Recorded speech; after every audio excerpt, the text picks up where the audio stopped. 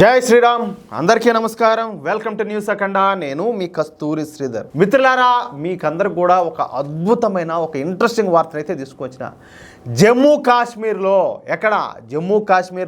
వేర్పాటువాదుల మధ్యనే ఇప్పుడు యుద్ధ వాతావరణం ఏర్పడుతుంది. సరే, ఇంతకు ఏం జరిగింది, ఏం జరుగుతుంది అనేది ఈ న్యూస్ ద్వారా చెప్పే ప్రయత్నం చేస్తా. న్యూస్ మాత్రం సూపర్గా ఉంటుంది. అట్లే ఒక దొంగ మరొక దొంగ అంటే ఇద్దరు దొంగలు కొట్టుకుంటే వాళ్ళ దొంగతనాలన్నీ కూడా బయటపడినాయంట.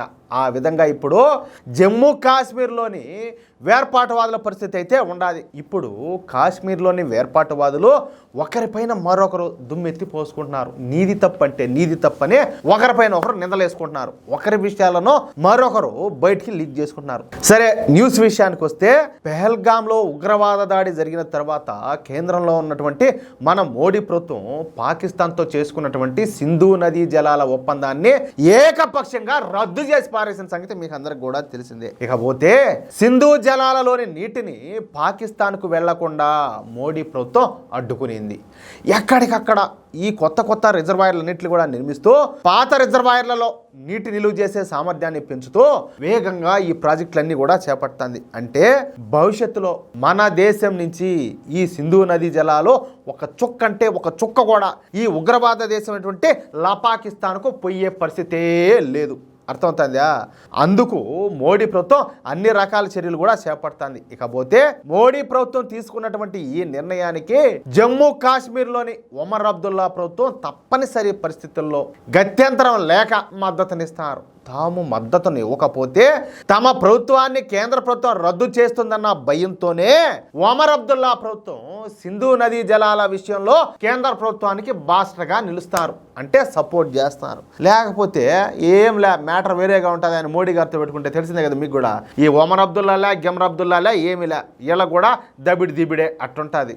నిజానికి ఈ ఒమర్ అబ్దుల్లా కానీ, ఈ ఒమర్ అబ్దుల్లా తండ్రి అయినటువంటి ఫరూక్ అబ్దుల్లా కానీ ఇద్దరు కూడా వేర్పాటువాదులే. ఇద్దరు కూడా పాకిస్తాన్ సపోర్ట్ చేసిన వాళ్ళే. కాశ్మీర్ను పాకిస్తాన్లో కలపడానికి ప్రయత్నించిన వాళ్ళే. కానీ ఇప్పుడు పాకిస్తాన్ రొట్టికి కూడా గతి లేకుండా అడక తింటా ఉండడం, కనీసం తినడానికి తిండి కూడా లేకపోవడంతో మనం పోయి వాళ్ళకు సపోర్ట్ చేసి ఈ కాశ్మీర్ తీసుకొని పాకిస్తాన్లో కలిపితే వాళ్ళతో పాటు మనం కూడా అడక తినాల్సి వస్తుందేమో, లేదంటే వాళ్ళు అడక తింటామంటే మనం బొక్క తినాల్సి వస్తుంది.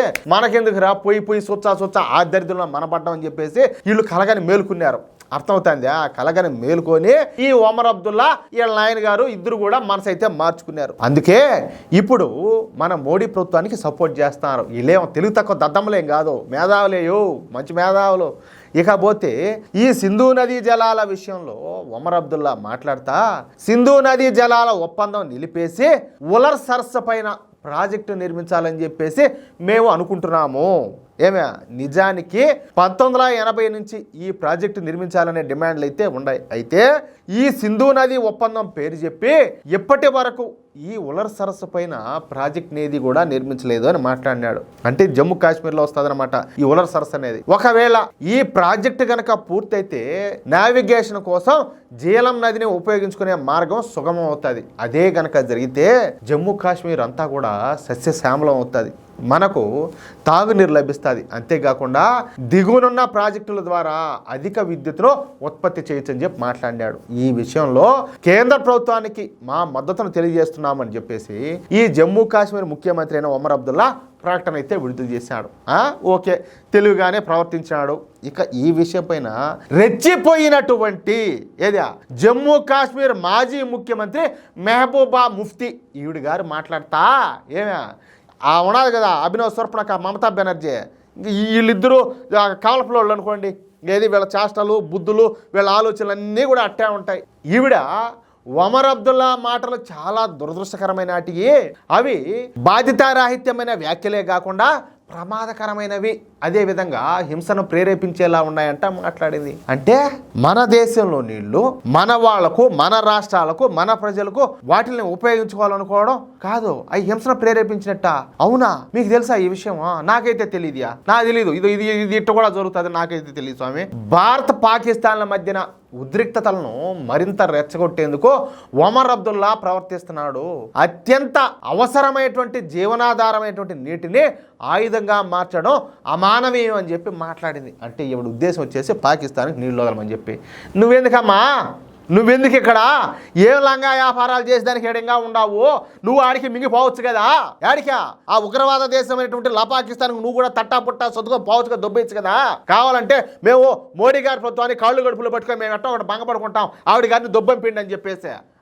సిగ్గులే, లజ్జలే ఒకరవన్నా? మళ్ళా నువ్వు ఒక నాయకురాలివి, నువ్వు మళ్ళా మాజీ ముఖ్యమంత్రివి, మా దరిద్రం కొద్దీ నువ్వు కూడా మా దేశంలో పౌరురాలివి. అయినా నీ అట్టాడు సంత బొచ్చా బోళ్ళు అంతమంది ఉన్నారు. దొబ్బితే పాకిస్తానే ఫుల్ అయిపోతుంది. అంతమంది ఉన్నారు పాకిస్తాన్ సపోర్ట్ చేసేవాళ్ళు.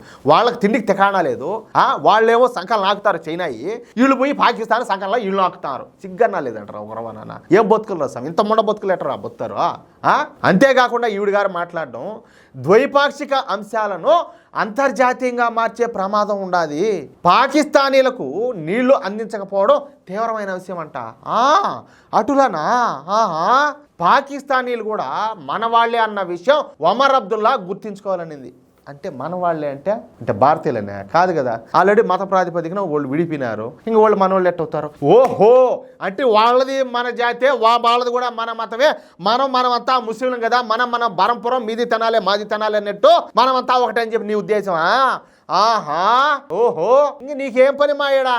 వాస్తవానికి చెప్పాలంటే మన దౌర్భాగ్యం కొద్దీ మన దేశంలో ఉండేటటువంటి చట్టాలు, రాజ్యాంగంలో చాలా లోపాలు ఉన్నబట్టి ఈ చట్టాల ఆటలన్నీ కూడా సాగుతున్నాయి. లేకపోతే మెట్టుతో కొట్టి జుట్టు బట్టి బండి గట్టి ఈడ్చి అవతల భారత దేశంలో లేకుండా చట్టాలంతా. పాకిస్తాన్ వాళ్ళు కూడా మనోళ్ళ వాళ్ళు వచ్చి అమాయకులు ప్రాణాలు తీస్తా ఉంటే లంగాదానా నీకు ఆడదాని వేయండి, నీకు ఎట్ట నోరు వచ్చింది ఆ మాట మాట్లాడడానికి, సిగ్గులేని మాటలని లంగా లత్తుకులు మాటలన్నీ మాట్లాడడానికి నీకు ఎట్ట నోరు వచ్చింది? ఎట్ట నోరు వచ్చింది అంటాలే. ఛే, ఏం బతుకులు రా స్వామి. నిజంగా ఒమర్ అబ్దుల్లాకు కాశ్మీర్ ప్రజలపైన ప్రేమ ఉంటే 1990లో జరిగినటువంటి హిందువుల ఊచకోత కూడా బాధ్యత వహించాలంట కీలకమైన వ్యాఖ్యలు చేసింది. సరే, ఓకే, ఇదే నేను చెప్పింది. దొంగలు కొట్లాడుకొని విషయాలన్నీ బయటకు వచ్చాయంటే ఇదేయా స్వామి, ఇదేను. ఈవిడి గారి వ్యాఖ్యలకు సమాధానంగా ఒమర్ అబ్దుల్లా మళ్ళీ మాట్లాడతా, ఈ ఒప్పందం జమ్మూ కాశ్మీర్కు చారిత్రాత్మక ద్రోహమని అంగీకరించేందుకు ఈ మెహబూబా ముఫ్తీ నిరాకరించడం చౌకబారు పబ్లిసిటీ చేసుకునే ప్రయత్నంలో భాగమే అని మాట్లాడినాడు. అంటే ఇక్కడ మీకు ఇంకొక క్లారిటీ ఇస్తా. ఈయన వచ్చేసి ఇప్పుడు తప్పనిసరి పరిస్థితుల్లో మోడీ ప్రభుత్వానికి ఫేవర్గా మాట్లాడతా, ఏదో మా రాష్ట్రాన్ని మేము డెవలప్ చేసుకోవాలా, మేము నీళ్ళన్నీ కూడా మేము పెంచుకోవాలా, దానివల్ల మాకు మేలు దొరుకుతుందని చెప్పి ఈయన మాట్లాడుతున్నాడు. ఇక్కడ మీకు తెలిసిన విషయం ఏంటంటే, అందరికీ తెలిసిన విషయంలే, ఈ జమ్మూలో పక్కన పెడితే కాశ్మీర్లో ఎక్కువ పాకిస్తాన్ సపోర్టర్స్ ఉంటారు ఏమే. కాబట్టి ఈవిడ మెహబూబా ముఫ్తీ ఒక ఓటు బ్యాంకును సపరేట్ గా తయారు చేసుకుంటాంది. అంటే పాకిస్తాన్కి ఎవరెవరైతే సపోర్ట్ చేస్తారో వాళ్ళందరూ కూడా నా వైపే ఉండాలన్నట్టు వాళ్ళకి ఫేవర్ గా మాట్లాడతా ఈవిడ ఒక ప్రత్యేకమైనటువంటి ఓటు బ్యాంకును తయారు చేసుకుంటాంది. ఆవిడ ప్లాన్ అది. మీకు అర్థమైందా? అది విషయం. సరిహద్దుల అవతల ఉన్నటువంటి కొందరు ప్రయోజనాల కోసం సొంత మనుషుల ప్రయోజనాలను తాకట్టు పెట్టడం అవివేకం. పాకిస్తాన్ తో చేసుకున్నటువంటి సింధు జలాల ఒప్పందాన్ని నేను మొదటి నుంచి వ్యతిరేకిస్తున్నాను, నేనిప్పుడు జాతీయవాదిని అయిపోయినానంటూ ఈ ఒమర్ అబ్దుల్లా ఏంలే ఆ మెహబూబా ముఫ్తీకి ఊహించినటువంటి ఒక కౌంటర్ ఇచ్చాడు. ఈయన జాతీయవాది అయిపోయినాయంట. సంతోషమే. సరే, మీరు ఒకప్పుట్లో అశుద్ధం తిన్నారు, అశుద్ధానికి అన్నానికి తేడా తెలుసుకున్నారు. ఇంకా మేము అశుద్ధం తినము, మేము అన్నమే తింటామంటే సంతోషమే. అన్నమే తినండి, భారతీయులుగా గర్వంగా బ్రతకండి, భారతదేశం కోసం బ్రతకండి, భారతీయ ప్రజలుగా బ్రతకండి.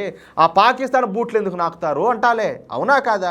ఈ విధంగా ఇప్పుడు ఈ ఇద్దరు వేర్పాటువాదులు మాటల యుద్ధం చేసుకుంటా ఉంటే మన జాతీయవాదులంతా కూడా సరదాగా ఎంజాయ్ చేస్తారు. అది ఆ మ్యాటర్. ఇంకా బహుచిత్రాలు, ఆయన వీరబ్రహ్మం గారు చెప్పినట్టు బహు చిత్రాలన్నీ కూడా మన చూస్తాం. చిత్రాలు విచిత్రాలన్నీ కూడా మనం చూడాల్సినవి చాలానే ఉన్నాయి. ఏమంటారా మిత్రులారా? ఈ న్యూస్ కనుక మీకు నచ్చినట్లయితే ఖచ్చితంగా ఈ న్యూస్ నలుగురికి షేర్ చేయండి.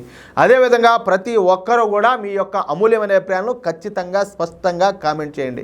ఇంకో విషయం ఏంటంటే, ఇంతవరకు మీరు గనక మన ఛానల్ను సబ్స్క్రైబ్ చేసుకోనట్లయితే ప్రతి ఒక్కరు కూడా మన ఛానల్ సబ్స్క్రైబ్ చేసుకోండి, సపోర్ట్ చేయండి. ఇంకా ఆ మెహబూబా ముఫ్తీ పాకిస్తాన్ కదా సపోర్ట్ చేసినట్టు మీరు కాదు జాతీయవాదులకు సపోర్ట్ చేయక మీరు ఎవరు సపోర్ట్ చేయాలి చెప్పండి? సపోర్ట్ చేయండి.